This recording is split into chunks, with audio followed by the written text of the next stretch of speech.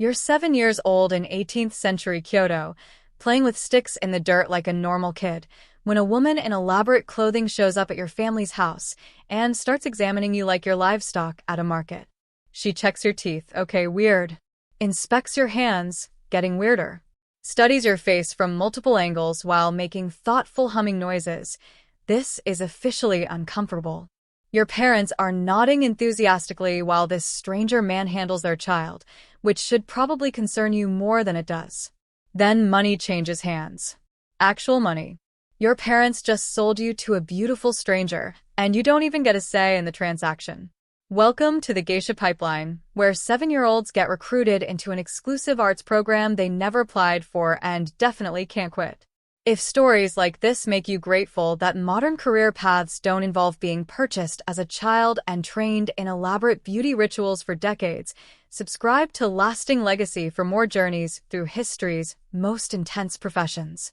You're whisked away in a fancy palanquin, which sounds glamorous until you realize you're a terrified child being kidnapped with your parents' enthusiastic permission, to an okiya, which is basically a geisha boarding school meets business headquarters meets beauty boot camp. First night, you're already homesick, crying into a thin futon that's somehow less comfortable than the dirt floor you had at home, when the door slides open and in walks the most stunning human you've ever seen. White face like painted porcelain. Red lips that look hand-drawn by an artist.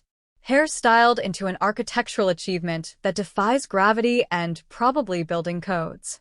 She smells like expensive flowers and moves like she's floating on invisible currents. A real geisha. You're starstruck. You're mesmerized. You're thinking maybe this won't be so bad after all. Fetch my tea, you little rat, she says without even looking at you. Dream destroyed. Reality established. Welcome to the bottom of the hierarchy, where you rank somewhere between the house cat and yesterday's leftover rice. Day 1 of actual training, and you're already learning that everything you thought you knew about sitting, walking, breathing, and existing is wrong. The house mother, a woman whose face could freeze lava and whose disappointment could wilt flowers, corrects you sharply. In Kyoto, we are geiko. Tokyo has geisha. Learn the difference, or scrub floors forever. Apparently, there's regional terminology drama in the geisha world, and getting it wrong is a floor-scrubbing offense. Geography has never been so high stakes. While other 7-year-olds are playing games and having childhoods, you're learning the ancient art of kneeling for hours without your legs falling asleep, which is apparently a critical life skill in 18th century Japan. You're mastering the technique of walking silently, like you're a ninja, but make it elegant. You're perfecting the ability to disappear instantly when senior geiko enter the room. You've been smacked with a decorative fan 17 times in 4 months for various infractions including existing too loudly, blinking incorrectly, breathing with audible sound, having visible thoughts, and standing in a way that displeases someone. The fan has a name, you call it the corrector, and it has a personal vendetta against you. For months in, the house mother orders you to serve tea to an important guest. This is a test you didn't study for and absolutely cannot fail. Your hands shake so badly you're creating miniature tsunamis in the teacup. Don't spill. Don't spill. Don't embarrass the entire okiya and get sold to a fish market. You somehow set the cup down without disaster. And then, without thinking, just pure muscle memory from watching the geiko obsessively, you turn the cup so its decorative design faces the guest perfectly. It's a tiny detail, a subtle thing, but it's exactly what a trained geiko would do. The house mother's eyebrow raises. This is her version of a standing ovation. The senior geiko actually looks at you, not through you like you're transparent furniture, but at you like you're a person. The girl has potential, she says. 3 words. That's it. But suddenly you're floating. Someone noticed. Someone approved. For the first time since arriving, you're not just a servant rat but a student of something ancient, exclusive, and apparently worth the suffering. You still sleep on that threadbare futon in the corner though. Let's not get carried away with the optimism. 3 years in, and your spine has permanently curved into the perfect bowing shape. Evolution has nothing on geisha training. Your daily schedule makes military boot camp look like a vacation, Wake before the sun while it's still dark and even the roosters are asleep. Stretch your legs until they scream for mercy. Practice walking with a book balanced on your head, then 2 books, then add a cup of water on top. Spill a single drop? Start over from the beginning. Your neck muscles could now support a small building. You're basically developing superhuman abilities, but instead of flying or super strength, you get the power to balance stuff on your head while walking gracefully. Thanks, universe. Afternoons are dedicated to shamisen practice. 3 hours minimum of plucking strings with your fingertips until they bleed, then callus over, then bleed again through the calluses. Other girls your age are chasing boys and giggling about crushes. You're chasing perfect pitch and losing fingernails in the process. The music teacher is an 80-year-old woman with the aim of a professional archer and the temperament of a disappointed grandmother. She smacks your hands with a bamboo stick whenever you miss a note, which is constantly. You're basically playing musical dodgeball where your fingers are the target and the stick never misses. Dinner comes with a side of etiquette lessons that make your brain hurt. 37 different ways to pour sake depending on the guest's status, mood, and the phase of the moon, okay? Maybe not the moon, but you honestly can't tell anymore. 23 ways to compliment a man's business success without actually knowing what his business does. 15 acceptable conversation topics and 300 forbidden ones. There will be a quiz tomorrow. You did not study because you were busy bleeding from shamisen practice. You're going to fail. The fan knows. The fan is waiting. By age 13, you've memorized every kimono pattern in the house and can identify a geiko's rank, specialty, and even personality from her obi not alone, a completely useless skill anywhere else in the world, but essential currency in yours. You can tell that Hanako-san is having a bad day because her obi is tied 3 millimeters lower than usual. You know that Sayuri-san is meeting a favorite patron because she's wearing the silk with the crane pattern. You've become a human surveillance system wrapped in training robes. Then comes the day that determines your entire future. The house mother calls all 4 shikomi, trainee servants, to the main room. 4 girls enter.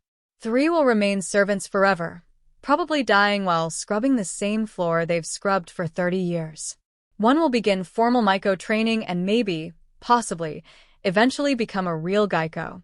Your heart pounds so violently you're certain everyone can see your kimono moving with each beat. The house mother's eyes scan the 4 of you like she's selecting fish at the market. Then she looks directly at you. This one, she says. She knows how to watch and listen. She'll begin training next month. You made the cut. You're in. Now the real suffering begins. The next few years are an absolute blur of increasingly complex training. Dances so intricate your feet develop their own vocabulary and start having conversations without consulting your brain. Music lessons where missing a single note earns you a rap on the knuckles that you'll feel for 3 days. Conversation practice where you learn to discuss poetry, politics, art, and business without ever actually expressing an opinion about any of them. You're becoming a beautiful, ornamental facilitator of male egos, and the training is exhausting. By 15, you're finally ready for your misadashi, your official debut as a maiko. The day before, you're ordered to strip down and soak in a wooden tub while 3 senior geiko inspect every inch of your body like you're a racehorse being evaluated for purchase. Too thin, one mutters critically. Good neck, says another with mild approval. Small chest, easier for the kimono, adds the third practically. You have been officially reduced to a collection of body parts and their professional utility. You are no longer a person. You are a project. Transformation day arrives, and it's somehow worse than you imagined. The makeup artist approaches with a pot of white paint that smells like regret and broken dreams. Don't move. Don't speak. Don't breathe too hard, she commands. She applies the base layer, and it feels like wet cement slowly hardening on your face. Your skin screams beneath it. Beauty is pain, and apparently also partial suffocation. You look like a painted statue. You feel like you're dying. Everyone agrees, you look perfect. These things are not mutually exclusive. The hairdresser has the muscle definition of a sumo wrestler and the gentleness of an angry ox. She tugs, pulls, and sculpts your hair into an architectural structure that could withstand a typhoon. Hundreds of pins dig into your scalp, each one a tiny dagger with its own personality. You name the most painful one Stabby McStabberson because humor is the only defense mechanism you have left. Unlike senior Geico who wear wigs, your elaborate hairstyle is your actual hair, which means you'll be sleeping on a wooden neck block for the next several years to preserve it. Beauty is pain. Sleep is optional. Comfort is a myth.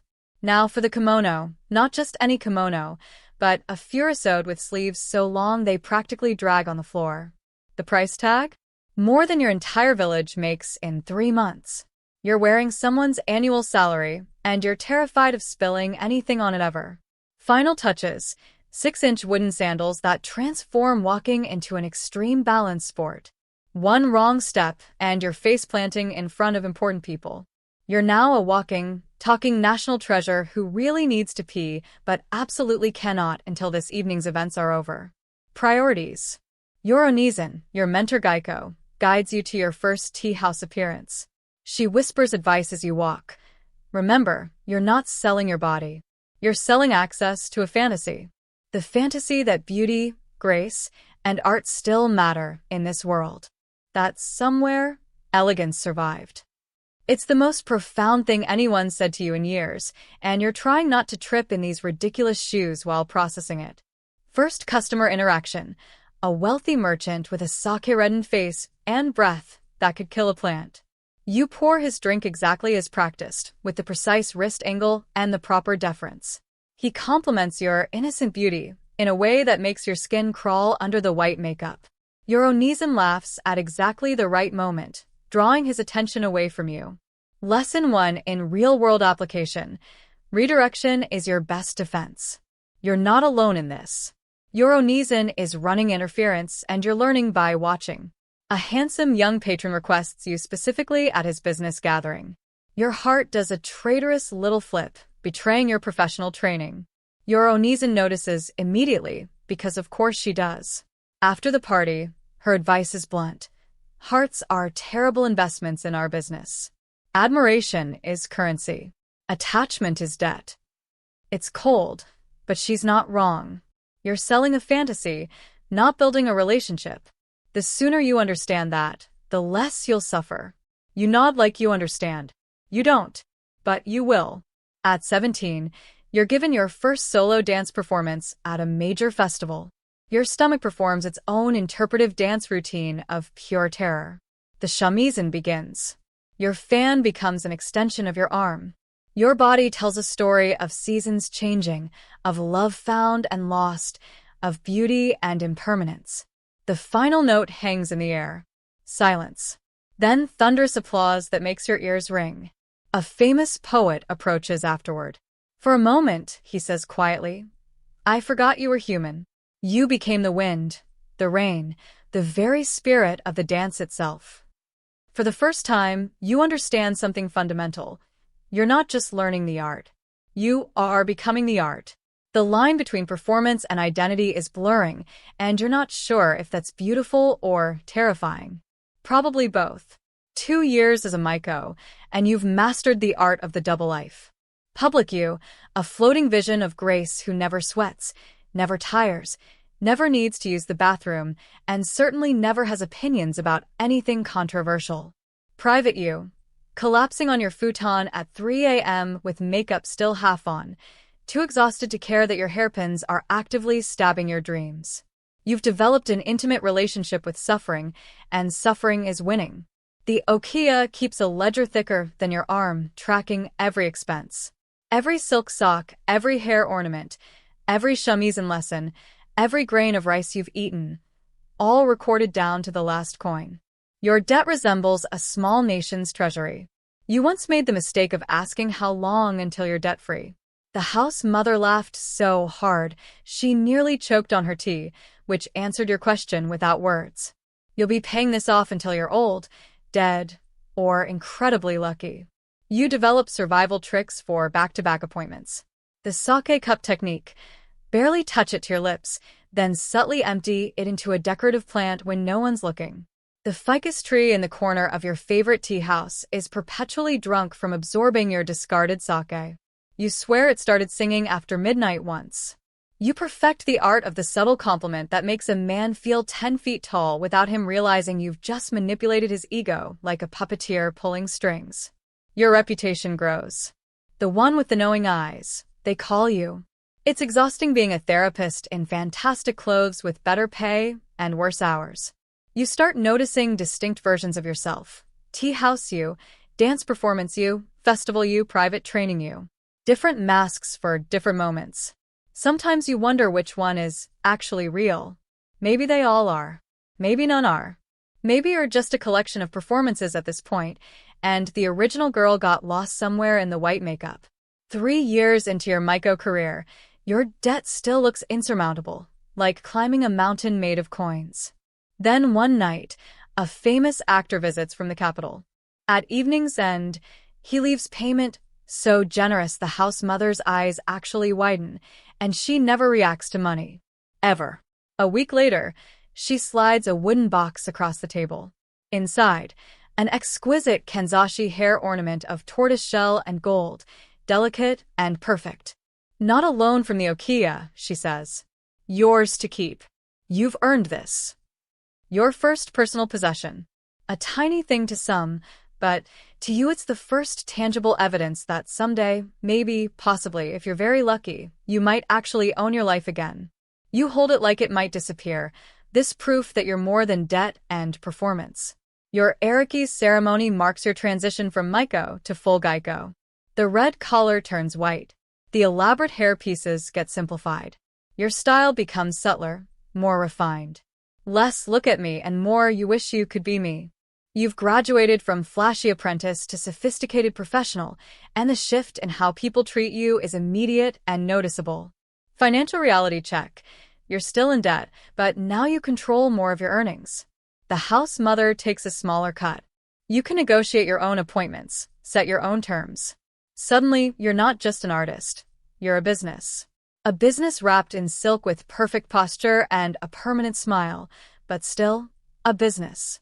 You learn to wield silence, like a weapon. A raised eyebrow. A thoughtful pause. The slight tilt of your head. These tiny gestures carry more power than hour-long speeches. You could probably start or prevent a war with the right look at the right moment to the right official. You're not being dramatic.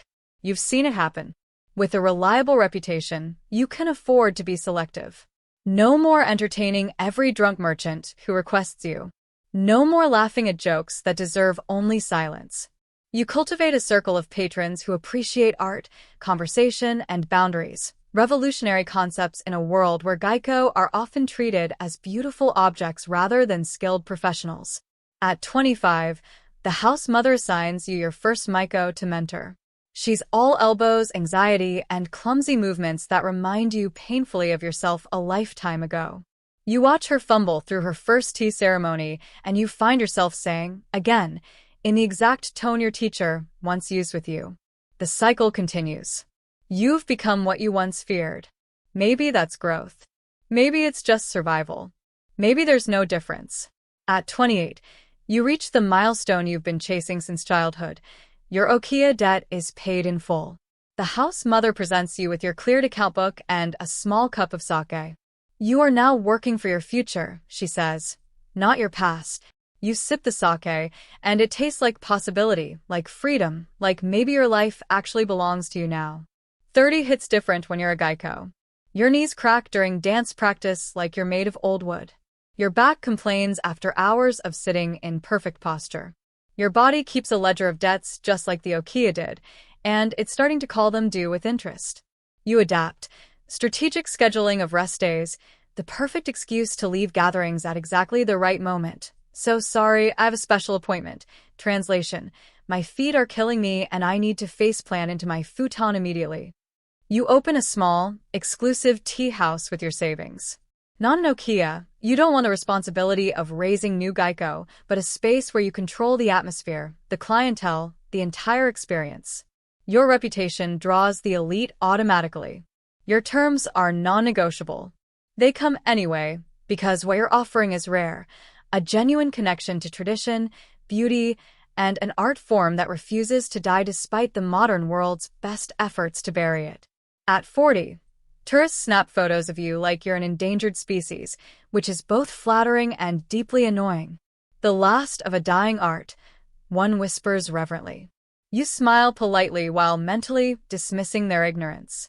Looking at your students, at the packed schedule of your tea house, at the continued demand for what only Geiko can provide, you know better. What began as an unexpected childhood abduction has transformed into a consciously chosen path. One evening, sitting alone in your private room after the last client has left, you remove the white makeup slowly, watching your real face emerge from beneath the performance. You think about the terrified 7-year-old who entered the okiya all those years ago, the girl who cried into a thin futon and wondered if she'd ever go home. "We did all right," you whisper to her across time. In a world racing endlessly forward toward modernity and convenience, you've become a living bridge to something timeless. And that's worth every cracking knee, every early morning, every perfect bow, and every year of debt along the way.